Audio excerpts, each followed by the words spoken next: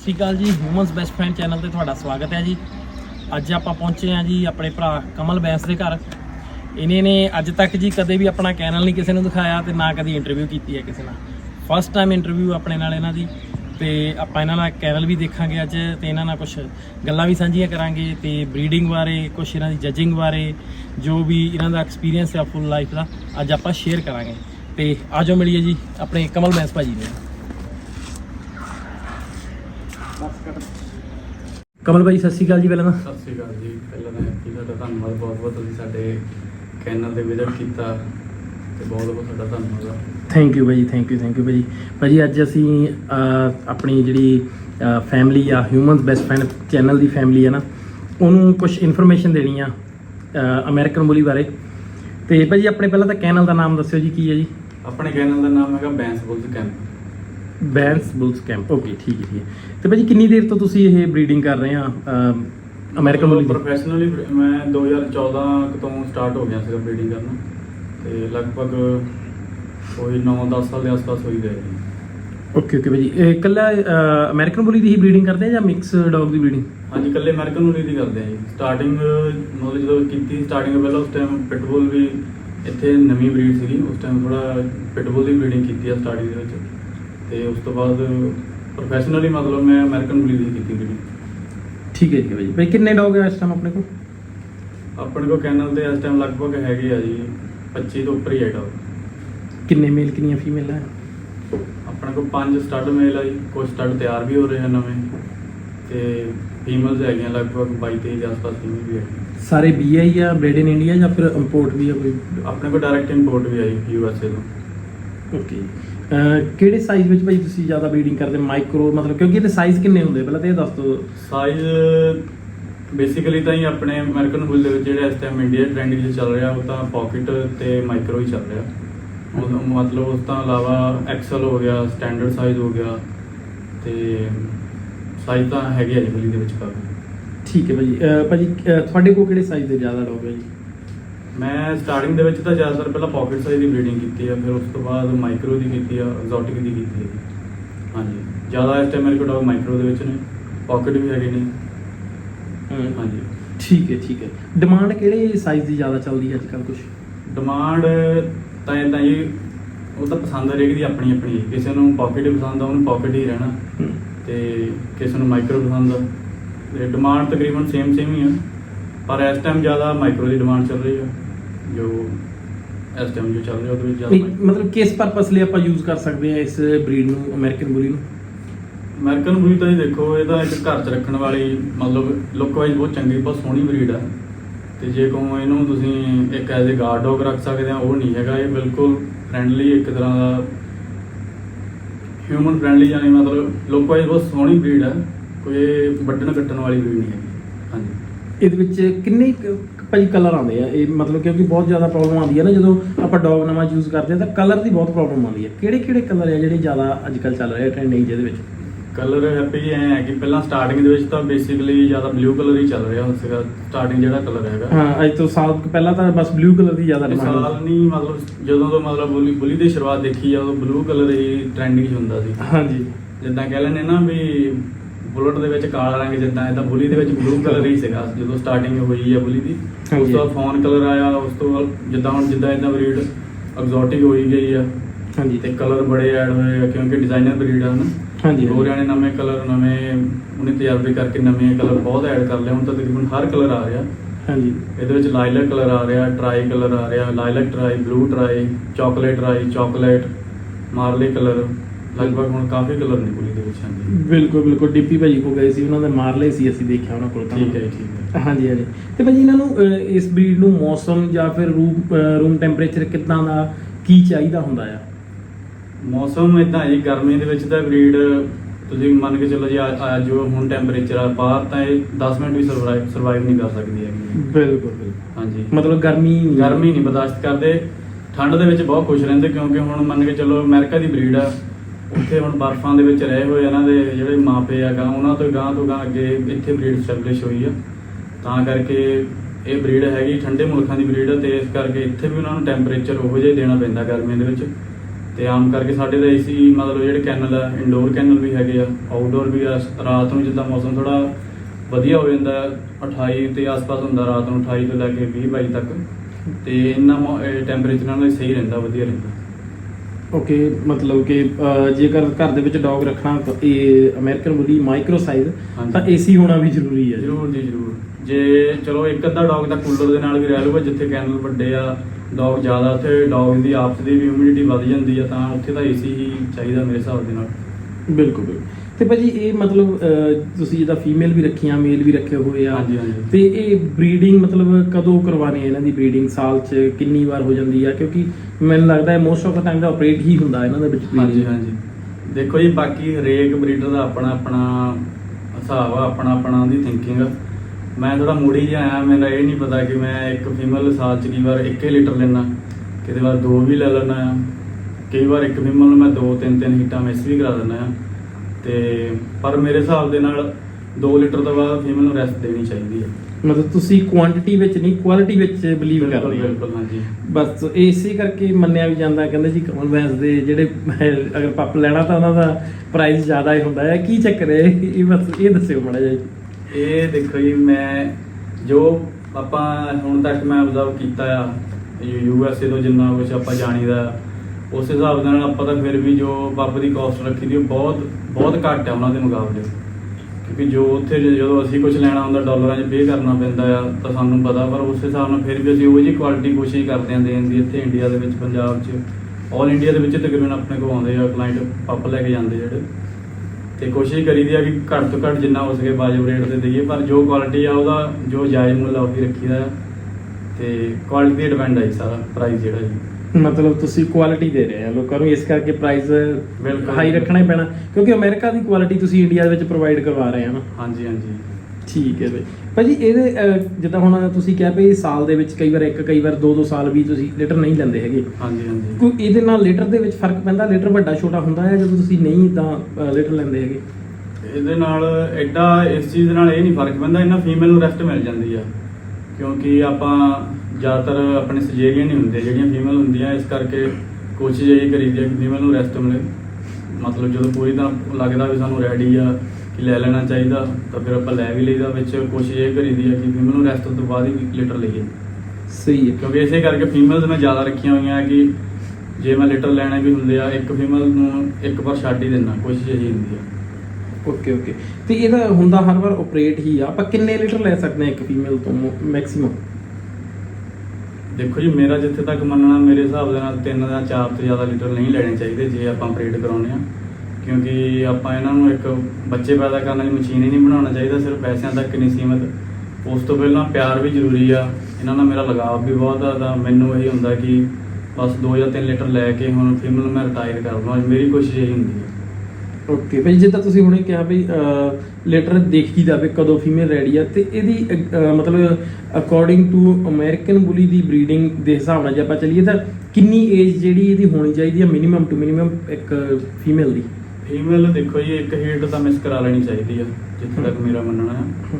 ਤੇ ਬਾਕੀ ਕਈ ਵਾਰ ਫੀਮੇਲ ਲੱਗੇ ਜ਼ਿਆਦਾ ਲੇਟ ਆਉਂਦੀਆਂ ਹੀਟ ਤੇ, ਸਾਲ ਤੋਂ ਉੱਪਰ ਦੀਆਂ ਹੋ ਕੇ ਜਦੋਂ ਹੀਟ ਤੇ ਆਉਂਦੀਆਂ, ਫਿਰ ਪਹਿਲੀ ਹੀਟ ਤੇ ਵੀ ਲੈ ਲਓ।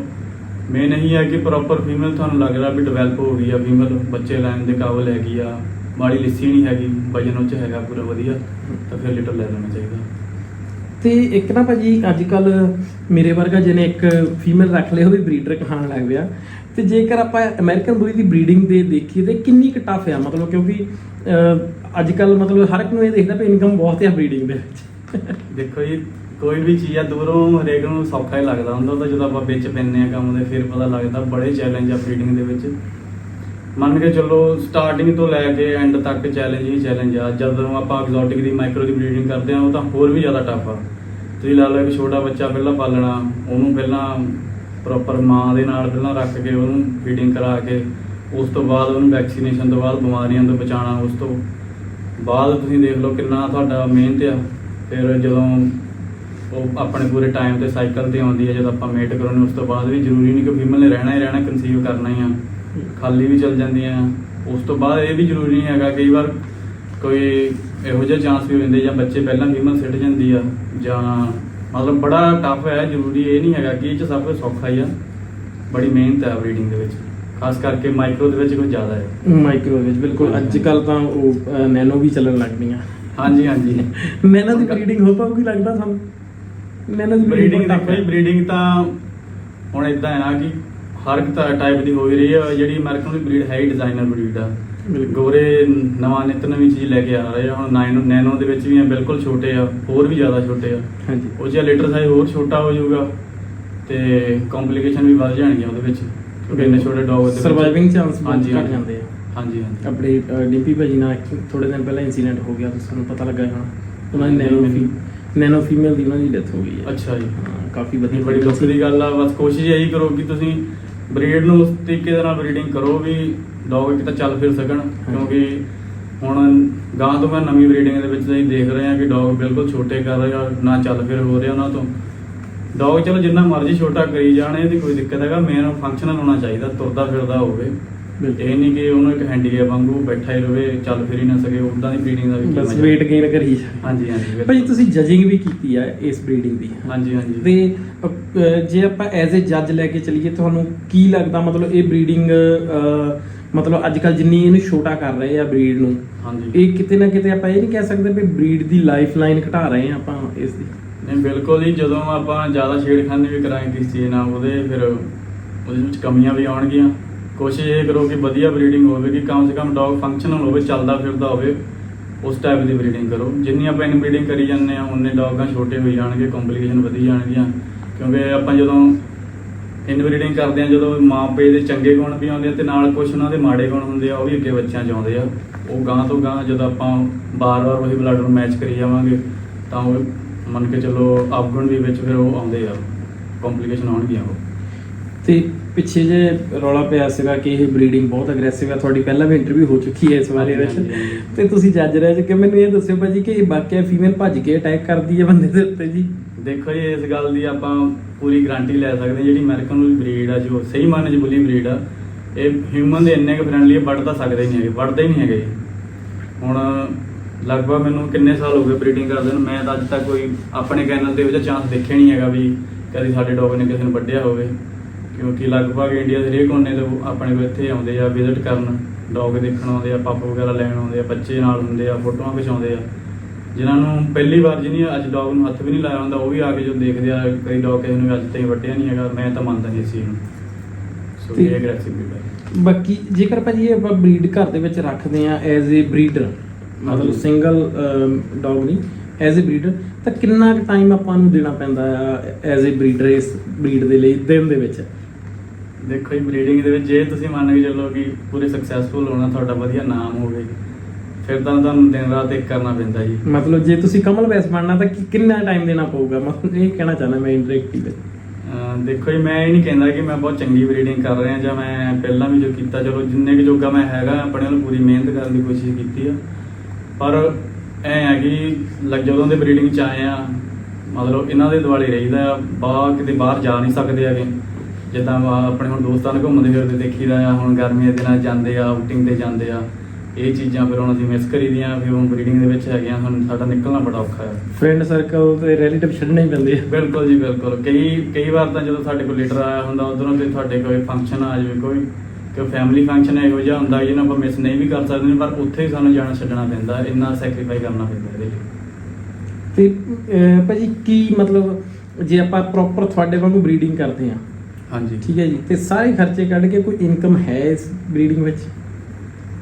ਨਹੀਂ, ਇਨਕਮ ਟਫ ਕੁਐਸਚਨ ਆ, ਕਿਉਂਕਿ ਜੇ ਤੁਸੀਂ ਇਸ ਵੱਲ ਨੂੰ ਚੱਲੋਗੇ ਤਾਂ ਟਫ ਕੁਐਸਚਨ। ਚਲੋ ਮੈਂ ਆਨਸਰ ਦਊਂਗਾ ਜਿੰਨਾ ਕਿ ਮੈਂ ਜਿੰਨਾ ਮੇਰਾ ਤਜਰਬਾ, ਮੈਂ ਆਪਣੇ ਤਜਰਬੇ ਦੇ ਹਿਸਾਬ ਨਾਲ ਆਨਸਰ ਦਊਂਗਾ ਇਸ ਗੱਲ ਦਾ ਕਿ ਬਰੀਡਿੰਗ 'ਚ ਆਪਾਂ ਚੰਗੀ ਵਧੀਆ ਕਰਦੇ ਆ ਤਾਂ ਇਹਦੇ ਵਿੱਚ ਆਮਦਨ ਤਾਂ ਹੈਗੀ ਹੋਈ, ਵਧੀਆ ਆਮਦਨ ਹੈਗੀ ਆ। ਜੇ ਆਪਾਂ ਚੰਗੀ ਬਰੀਡਿੰਗ ਕਰਦੇ ਆ, ਜਿਹੋ ਜਿਹੇ ਪੱਪ ਤੁਹਾਡੇ ਕੋਲ ਹੈਗੇ ਆ, ਜੇ ਤੁਹਾਡੇ ਕਿਤੇ ਉਹ ਜਿਹੇ ਪੱਪ ਕਿਤੇ ਹੋਰ ਕੋਈ ਨਹੀਂ ਦੇਖਣ ਨੂੰ ਮਿਲਣਗੇ ਤਾਂ ਓਬਵੀਅਸਲੀ ਉਹ ਤੁਹਾਡੇ ਕੋਲ ਕਲਾਇੰਟ ਨੇ ਆਉਣਾ ਹੀ ਆਉਣਾ ਆ, ਤੇ ਤੁਹਾਨੂੰ ਪੈਸੇ ਵੀ ਉਹਨੇ ਪੇ ਕਰਨੇ ਜਿੰਨੇ ਤੁਸੀਂ ਮੰਗੋਗੇ। ਜੇ ਮਾਰਕੀਟ ਵਿੱਚ ਆਪਸ਼ਨ ਹੈਗੀ ਆ ਜ਼ਿਆਦਾ ਸੇਮ ਕੁਆਲਿਟੀ ਦੀ, ਤਾਂ ਫਿਰ ਆਪੇ ਫਿਰ ਤਾਂ ਪ੍ਰਾਈਸ ਡਿੱਗਣਗੇ। ਜੇ ਤੁਸੀਂ ਚੰਗੀ ਬਰੀਡਿੰਗ ਕਰਦੇ ਆ ਤਾਂ ਫਿਰ ਮੰਨ ਕੇ ਚੱਲੋ ਕਿ ਤੁਹਾਨੂੰ ਜਿਹੋ ਜਿਹਾ ਪ੍ਰਾਈਸ ਵੀ ਮੰਗੋਗੇ ਉਹ ਪੇ ਕਰਨਾ ਹੀ ਪੈਂਦਾ ਜੀ। ਭਾਜੀ ਜਿੱਦਾਂ ਹੁਣ ਤੁਸੀਂ ਆ ਕਿਹਾ ਕਿ ਬਰੀਡਿੰਗ ਦੇ ਵਿੱਚ ਪੇਮੈਂਟ ਪੈਸੇ ਆਉਂਦੇ ਆ ਜਾਂ ਕੁਝ ਵੀ ਹੈ ਨਾ, ਹਾਂਜੀ ਭਾਜੀ ਇਹ ਟ੍ਰੇਡਿੰਗ ਵਿੱਚ ਵੀ ਆ ਸਕਦੇ ਸੀ, ਤੁਸੀਂ ਬਰੀਡਿੰਗ ਹੀ ਕਿਉਂ ਚੂਜ਼ ਕਰ ਲਈ? ਕਿਉਂ ਟਫ ਚੀਜ਼ ਚੂਜ਼ ਕੀਤੀ ਹੈ ਜੀ? ਦੇਖੋ ਕਈ ਚੀਜ਼ਾਂ ਐ ਹੁੰਦੀਆਂ ਕਿ ਬੰਦਾ ਖੁਦ ਆਪ ਨਹੀਂ ਚੂਜ਼ ਕਰਦਾ, ਉਹ ਆਪਣੇ ਆਪ ਹੀ ਹੁੰਦੀਆਂ ਜਾਂਦੀਆਂ। ਮੈਂ ਜਿੱਦਾਂ ਬਰੀਡਿੰਗ, ਜਦੋਂ ਮੇਰਾ ਕੋਈ ਪ੍ਰੋਫੈਸ਼ਨ ਨਹੀਂ ਸੀਗਾ, ਮੈਂ ਪਹਿਲਾਂ ਕਬੱਡੀ ਪਲੇਅਰ ਰਿਹਾ ਹਾਂ ਕਾਫੀ ਟਾਈਮ, ਮਤਲਬ ਮੈਂ ਗੇਮ ਦੇ ਵਿੱਚ ਹੀ ਸੀਗਾ। ਲਗਭਗ 10 ਸਾਲ ਪਹਿਲਾਂ ਮੈਂ ਕਬੱਡੀ ਖੇਡੀ ਹੈ ਜੀ, ਇੰਟਰਨੈਸ਼ਨਲ ਲੈਵਲ ਤੱਕ ਮੈਂ ਖੇਡਿਆ ਹਾਂ। ਤੇ ਮੈਂ ਤਾਂ ਸ਼ੌਂਕੀਆ ਤੌਰ ਤੇ ਵੈਸੇ ਹੀ ਇੱਕ ਡੌਗ ਰੱਖਿਆ ਸੀਗਾ, ਤੇ ਹੌਲੀ ਹੌਲੀ ਇਹਨਾਂ ਨਾਲ ਲਗਾਵ ਇੰਨਾ ਹੁੰਦਾ ਗਿਆ, ਤੇ ਕੁਝ ਮੈਨੂੰ ਮਤਲਬ ਲੱਗਿਆ ਕਿ ਇਹ ਉਹੋ ਜਿਹਾ ਡੌਗ ਹੈ ਨਹੀਂ ਗਾ ਜਿਹੋ ਜਿਹਾ ਡੌਗ ਬਾਹਰ ਆ।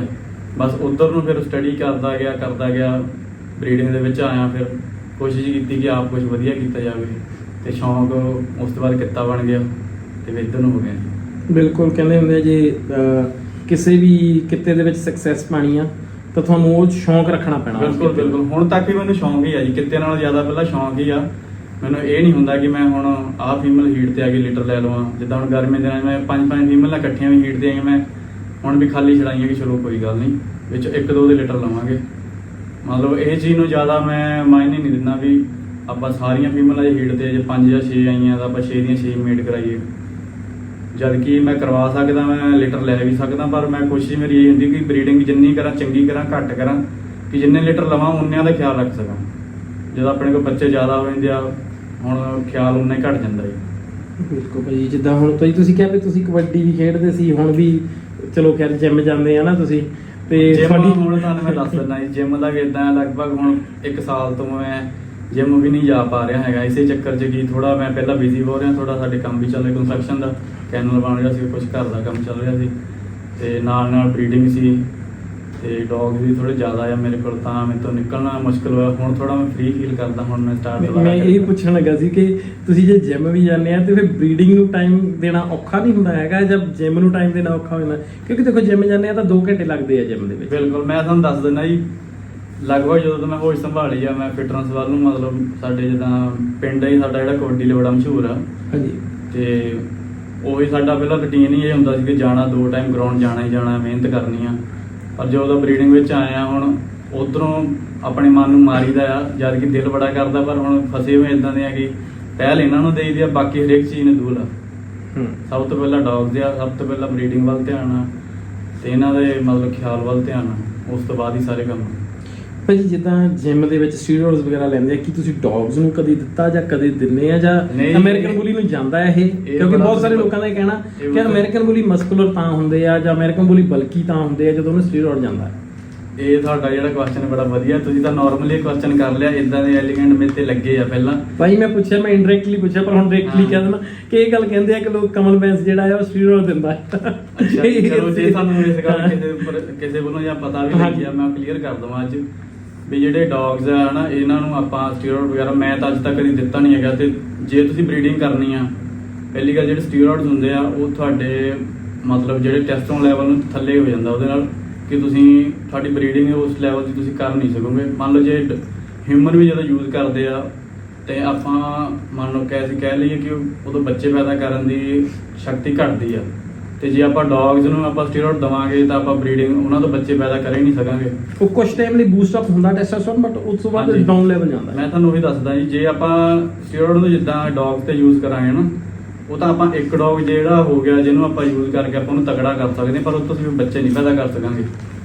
ਤੇ ਜੇ ਤੁਸੀਂ ਕੰਸਿਸਟੈਂਟ ਮਤਲਬ ਲਗਾਤਾਰ ਬਰੀਡਿੰਗ ਕਰਨੀ ਆ, ਫਿਰ ਇਹ ਚੀਜ਼ਾਂ ਸਾਫ਼ ਸੁਥਰੀ ਬਰੀਡਿੰਗ ਫਿਰ ਤਾਂ ਹੋਊਗੀ, ਫਿਰ ਇਹ ਚੀਜ਼ਾਂ ਸਾਈਡ ਤੇ ਰੱਖਣੀਆਂ ਪੈਣਗੀਆਂ। ਤੇ ਮੈਂ ਤਾਂ ਇਹ ਅੱਜ ਇਸ ਗੱਲ ਤੁਹਾਡੇ ਚੈਨਲ ਤੇ ਪੂਰੀ ਸਪਸ਼ਟ ਕਰਨਾ ਚਾਹੁੰਦਾ ਕਿ ਅੱਜ ਤੱਕ ਮੈਂ ਇੱਕ ਵੀ ਡੌਗ ਨੂੰ ਕਦੇ ਸਟੀਰੋਇਡ ਦਿੱਤਾ ਨਹੀਂ ਹੈਗਾ। ਜੇ ਕਿਸੇ ਨੂੰ ਇਦਾਂ ਦਾ ਕੋਈ ਹੈਗਾ ਵਹਿਮ ਜਾਂ ਭੁਲੇਖਾ, ਮੇਰੇ ਕਿਸੇ ਵੀ ਡੌਗ ਦਾ ਅਸੀਂ ਟੈਸਟ ਵੀ ਕਰਾ ਸਕਦੇ ਹਾਂ। ਤੇ ਉਸ ਤੋਂ ਇਲਾਵਾ ਜੇ ਆਪਾਂ ਸਟੀਰੋਇਡ ਦਿੰਦੇ ਹੁੰਨੇ ਤਾਂ ਇਹੋ ਜਿਹੀ ਮੈਂ ਅੱਜ ਬਰੀਡਿੰਗ ਨਹੀਂ ਕਰ ਪਾਉਂਦਾ। ਲਗਾਤਾਰ ਇੰਨੇ ਸਾਲਾਂ ਤੋਂ ਇੰਨੀ ਲੰਬੀ ਟਾਈਮ ਬਰੀਡਿੰਗ ਨਹੀਂ ਕਰ ਸਕਣੀ ਸੀ। ਥੋੜੇ ਟਾਈਮ ਦਾ ਹੀ ਸਵਾਦ ਆ, ਉਸ ਤੋਂ ਬਾਅਦ ਵੀ ਤੁਸੀਂ ਇਸ ਚੀਜ਼ ਨਿਗਾਰ ਹੀ ਆਉਂਦਾ ਜਾਂਦਾ। ਇਸ ਕਰਕੇ ਇਹ ਚੀਜ਼ ਮੈਂ ਤਾਂ ਕਦੀ ਕੀਤੀ ਨਹੀਂ ਹੈਗੀ। ਬਾਕੀ ਜਿਹੜੇ ਕਹਿੰਦੇ ਆ ਉਹਨਾਂ ਦਾ ਮੰਨਣਾ, ਉਹਨਾਂ ਦੀ ਸੋਚ ਆ। ਹਾਂਜੀ, ਕਿ ਅਮਰੀਕਨ ਬੁਲੀ ਨੂੰ ਇਹ ਸਟੀਰੋਇਡ ਹੋਰ ਕੋਈ ਦੇ ਸਕਦਾ ਹੈ, ਜਾਂ ਇਹਨੂੰ ਬਲਕੀ ਬਣਾਉਣ ਲਈ ਜਾਂ ਇਹਨੂੰ ਮਸਕੂਲਰ ਬਣਾਉਣ ਲਈ ਦੇਣਾ ਪੈਂਦਾ ਕਿਸੇ ਅਮਰੀਕਨ ਬੁਲੀ ਦੇ ਵਿੱਚ? ਤਾਂ ਐ ਆ ਕਿ ਇਹ ਜਿਹੜੀ ਬਰੀਡ ਆ, ਇਹਦੇ ਜੇ ਤੁਹਾਡੇ ਪਿੱਛੇ ਉਹਨਾਂ ਦੇ ਪੂਰਵਜ ਚੰਗੇ ਆ, ਉਹਨਾਂ ਦੀ ਬਲੱਡ ਲਾਈਨ, ਉਹਨਾਂ ਦੇ ਖਾਨਦਾਨ ਚੰਗੇ ਆ, ਉਹ ਚੀਜ਼ਾਂ ਅੱਗੇ ਆਪਣੇ ਆਪ ਆਉਂਦੀਆਂ। ਇਹ ਤੁਸੀਂ ਇਹ ਨਹੀਂ ਹੈਗਾ ਵੀ ਤੁਸੀਂ ਕਿਸੇ ਨੂੰ ਸਟੀਰੋਇਡ ਦੇ ਕੇ ਤਕੜਾ ਕਰ ਲਓਗੇ ਜਾਂ ਉਹੋ ਜਿਹੀ ਚੀਜ਼ ਬਣ ਜੂਗੀ। ਜੋ ਉਹਨਾਂ ਦੇ ਪਿੱਛੇ ਖਾਨਦਾਨ 'ਚ ਉਹ ਚੀਜ਼ਾਂ ਅੱਗੇ ਕੈਰੀ ਕਰਦੇ ਆ, ਇਹ ਜੋ ਚੀਜ਼ਾਂ ਪਿੱਛੇ ਉਹਨੂੰ ਜੈਨੇਟਿਕਲੀ ਮਿਲਦੀਆਂ ਉਹੀ ਚੀਜ਼ਾਂ ਅੱਗੇ ਆਉਂਦੀਆਂ। ਇਹ ਸਾਰਾ ਮਾਂ ਪਿਓ ਤੇ ਉਹਨਾਂ ਦੇ ਬੱਚਿਆਂ ਤੇ ਡਿਪੈਂਡ ਕਰਦਾ ਹੈ ਕਿਹੋ ਜਿਹੀ ਬਰੀਡਿੰਗ ਆ ਉਹਨਾਂ ਦੇ ਮਾਪੇ ਕਿਹੋ ਜਿਹੇ ਆ, ਤਾਂ ਹੀ ਬੱਚਾ ਅੱਗੇ ਚੰਗਾ ਬਣੂਗਾ। ਜੇ ਅੱਜ ਕੱਲ੍ਹ ਮਾਰਕੀਟ 'ਚ ਬਹੁਤ ਤਰ੍ਹਾਂ ਦੇ ਪ੍ਰੋਡਕਟ ਵੀ ਆ ਰਹੇ ਆ ਜੀ, ਇਹਦੇ ਨਾਲ ਸਿਰ ਵੱਡਾ ਹੋ ਜਾਊਗਾ, ਇਹਦੇ ਨਾਲ ਛਾਤੀ ਚੌੜੀ ਹੋ ਜਾਊਗੀ, ਪਰ ਮੈਂ ਅੱਜ ਦੇ ਨਾਂ ਦਾ ਉਹ ਪ੍ਰੋਡਕਟ ਕਦੀ ਵਾਲੇ ਯੂਜ਼ ਕੀਤੇ ਆ। ਸਿਰਫ ਨੈਚੁਰਲ ਸਪਲੀਮੈਂਟ ਜੋ ਹੁੰਦੇ ਉਹ ਯੂਜ਼ ਕੀਤੇ ਆ, ਪਰ ਮੇਰਾ ਮੰਨਣਾ ਇਹ ਹੈ ਕਿ ਤੁਸੀਂ ਕੁਦਰਤੀ ਡਾਈਟ ਦਿਓ, ਬਾਕੀ ਜੋ ਉਹਨਾਂ ਦੇ ਜੋ ਪੂਰਵਜਾਂ ਤੋਂ ਜੋ ਉਹਨਾਂ ਨੂੰ ਖਾਨਦਾਨ 'ਚ ਜੋ ਚੀਜ਼ਾਂ ਹੈਗੀਆਂ ਉਹ ਅੱਗੇ ਆਪੇ ਹੀ ਆਉਣੀਆਂ। ਡਾਈਟ ਤੁਸੀਂ ਕਿਹਾ ਹੁਣ ਹਾਂਜੀ। ਕਿ ਕਿੰਨੀ ਡਾਈਟ ਹੁੰਦੀ ਆ ਇੱਕ ਦਿਨ ਦੀ ਇੱਕ ਅਮਰੀਕਨ ਬੁਲੀ ਦੀ? ਮਤਲਬ ਚਲੋ ਆਪਾਂ ਡੌਗਸ ਦਾ ਖਾਣਾ ਨਹੀਂ ਮਿਲਦੇ ਗਿਣਦੇ, ਪਰ ਕਿੰਨੀ ਵਾਰ ਦੇਣਾ ਚਾਹੀਦਾ ਔਰ ਕੀ ਡਾਈਟ ਦੇਣੀ ਚਾਹੀਦੀ?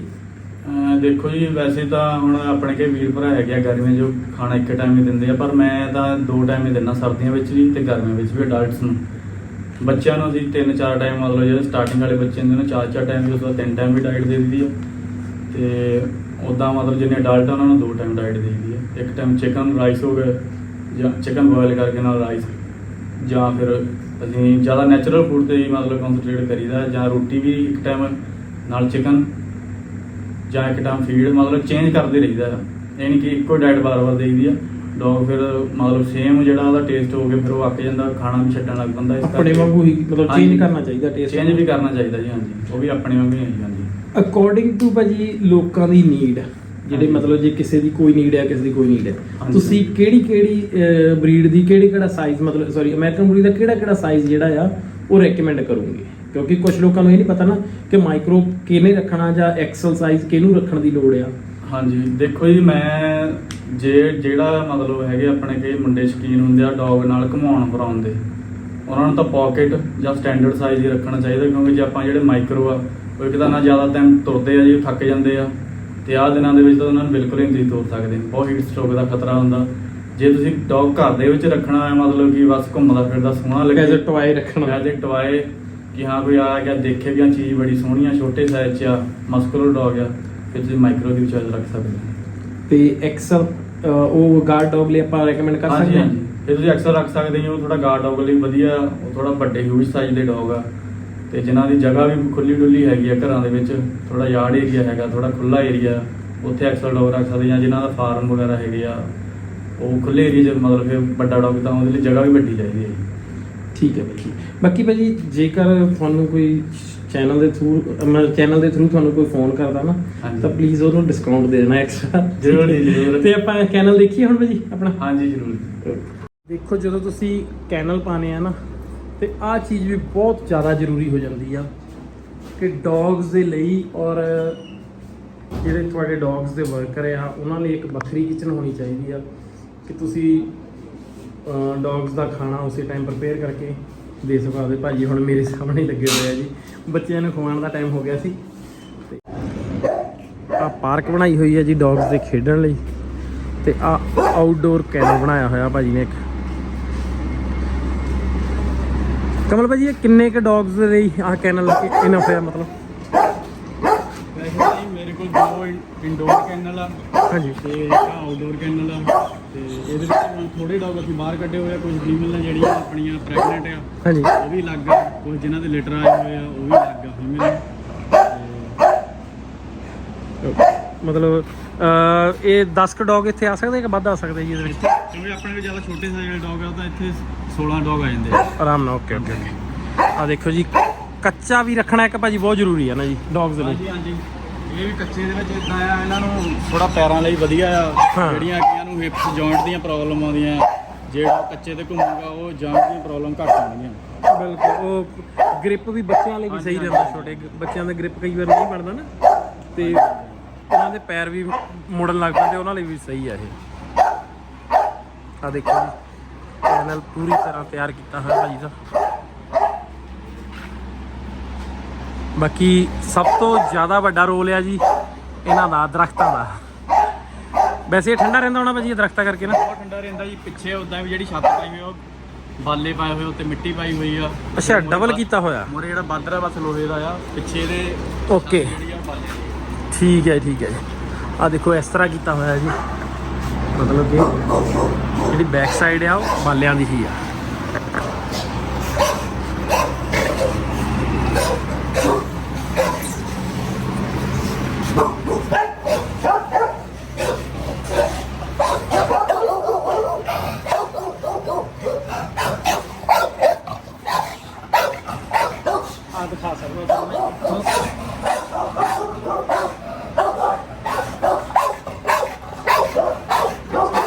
ਆਪਣਾ ਨਾਲੀ ਬਣਾਈ ਹੋਈ ਆ, ਉਹਦਾ ਨਿਕਾਸ ਸੀਵਰੇਜ ਦੇ ਵਿੱਚ। ਬਿਲਕੁਲ। ਕਮਲ ਭਾਜੀ ਇਹ ਫੀਮੇਲ ਦੇਖੀ ਆ, ਇਹਦੀ ਕੁਆਲਿਟੀ ਨੋ ਡਾਊਟ ਮੈਂ ਅੱਜ ਤੱਕ ਦੀਆਂ ਬੈਸਟ ਕੁਆਲਿਟੀਆਂ 'ਚ ਦੇਖ ਰਿਹਾ। ਇਹ ਮਤਲਬ ਇਹਦੇ ਬਾਰੇ ਦੱਸਿਓ ਮਾੜਾ ਜਿਹਾ ਫੀਮੇਲ ਬਾਰੇ ਜੀ। ਇਹ ਫੀਮੇਲ ਜੀ 5 ਮਹੀਨੇ ਤੋਂ ਪਲੱਸ ਹੋ ਗਈ ਆ। ਅੱਛਾ ਜੀ। ਇਹਦਾ ਸਾਈਜ਼ ਤੁਸੀਂ ਦੇਖ ਲਓ, ਇਹਨੂੰ ਤੁਸੀਂ ਚੱਕ ਸਕਦੇ ਆ, ਮਤਲਬ ਆ ਇੱਕ ਹੱਥ ਦੀ ਸਾਰੀ ਨੂੰ। ਹਾਂਜੀ। ਜਾਂ ਇੱਕ ਗਿੱਠ ਦੀ ਫੀਮੇਲ ਹੈ, ਬਿਲਕੁਲ। ਹੱਥ ਦੀ ਆਈਡੀਆ ਲੱਗ ਸਕਦੇ ਆ। ਹਾਂਜੀ। ਤੇ ਹਾਈਟ ਬਾਕੀ ਤੁਸੀਂ ਦੇਖ ਲਓ ਕਿੰਨੀ ਕੁ। ਬਿਲਕੁਲ ਇਹ ਜਿੰਨੀ ਹਾਈਟ ਹੈਗੀ ਇੰਨੀ ਰਹੂਗੀ, ਇਹਨੇ ਇੱਥੇ ਡਿਵੈਲਪ ਹੋਣਾ, ਚੌੜੀ ਹੋ ਜਾਊਗੀ। ਹਾਂਜੀ। ਹਾਲੇ ਦੀ ਕ੍ਰੋਪਿੰਗ ਲਈ ਉਹਨੂੰ ਟਾਈਮ 2 ਦਿਨ ਹੀ ਹੋਇਆ, ਤਾਂ ਕਰਕੇ ਥੋੜਾ ਹਾਂ ਥੋੜੀ ਜਿਹੀ ਇਰੀਟੇਸ਼ਨ ਫੀਲ ਕਰ ਰਹੀ ਹੈ ਨਾ। ਥੋੜੀ ਇਰੀਟੇਸ਼ਨ, ਥੋੜੀ ਵੀਕ ਵੀ ਹੋਈ ਹੋਈ ਉਹਦੇ। ਹਾਂ ਨਹੀਂ ਫੀਮੇਲ ਬਹੁਤ ਸੋਹਣੀ ਹੈ ਭਾਈ। ਇਹ ਕਿਹਦੀ ਬੱਚੀ ਹੈ ਜੀ? ਇਹ ਵੀ ਜੀ ਆਪਣੇ ਕੋਲ ਡੌਗ ਇੰਪੋਰਟ ਆ ਯੂਐਸ ਤੋਂ, ਪੇਟ ਉਹਦੀ ਬੱਚੀ ਆ। ਅੱਛਾ ਜੀ। ਆਹ ਦੇਖੋ ਜੀ ਕੁਆਲਿਟੀ ਕਮਲ ਬੈਂਸ ਦੇ ਬੱਚਿਆਂ ਦੀ, ਦੇਖੋ ਡੌਗਸ ਦੀ ਕੁਆਲਿਟੀ। ਕਮਲ ਭਾਜੀ ਇਹ ਕਿੰਨੇ ਚਿਰ ਦੇ ਹੋ ਗਏ ਬੱਚੇ ਜੀ? ਇਹ ਬੱਚੇ ਹੋ ਗਏ ਆ ਜੀ 38-40 ਦਿਨ ਦੇ ਆਸ-ਪਾਸ ਦੇ। ਓਕੇ। ਬਾਕੀ ਇਹਦਾ ਜਿੱਦਾਂ ਏਜ ਵਧੂਗੀ ਨਿਖਰਨ ਗੱਲੇ ਦਾ ਬਹੁਤ। ਬਿਲਕੁਲ ਬਿਲਕੁਲ। ਪ੍ਰਾਈਵੇਟ ਫੀਡ ਤੇ ਲੱਗ ਗਿਆ ਨਾ, ਦਹੀਂ ਖਾਂਦੇ ਹਟੇ ਬੱਚੇ। ਦਹੀਂ ਤੇ ਹੀ ਆ ਜੀ ਹਲੇ। ਅਜੇ ਹੁਣੇ ਦਹੀਂ ਖਾ ਕੇ ਹੁਣ ਗਰਮੀਆਂ ਦੇ ਦਿਨਾਂ 'ਚ ਥੋੜਾ ਉਸ ਹਿਸਾਬ ਨਾਲ ਡਾਈਟ ਰੱਖੀ ਆ, ਸਿਆਲਾਂ 'ਚ ਕੋਈ ਹੋਰ ਨਹੀਂ। ਓਕੇ। ਆ ਦੇਖੋ ਜੀ ਬੱਚੇ।